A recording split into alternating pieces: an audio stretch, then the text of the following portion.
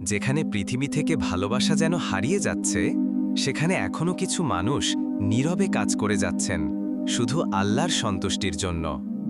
এই তরুণটি কোনো সেলুনে নয়, কোনো দোকানে নয়, একটা গাছের ছায়ায় দাঁড়িয়ে এক বৃদ্ধের মাথায় চুল কেটে দিচ্ছেন।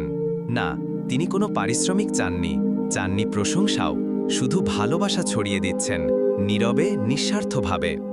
এই দৃশ্য হয়তো ছোট মনে হতে পারে, কিন্তু এর পেছনে আছে একটি মহান শিক্ষা। রাসূল সাল্লাল্লাহু আলাইহি ওয়াসাল্লাম বলেছেন, তোমাদের মধ্যে সেই ব্যক্তি উত্তম যে অন্যের উপকারে আসে। সহিহ বুখারী। এটা শুধুমাত্র একটা চুল কাটার মুহূর্ত নয়, এটা ভালোবাসা, দয়া আর মানবতার জীবন্ত উদাহরণ। আমন প্রতিটি নিঃস্বার্থ কাজ আখিরাতের জন্য সঞ্চয় হয়ে যায়। যদি এই ভিডিও তোমার হৃদয় ছুঁয়ে যায়, তাহলে দয়া করে এটা শেয়ার করো।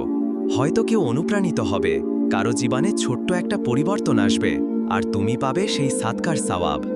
আল্লাহ আমাদের সবাইকে মানুষের উপকারে আসার তৌফিক দান করুন। আজ এ পর্যন্তই। আল্লাহ হাফেজ। দেখা হবে পরের ভিডিওতে, ইনশাআল্লাহ।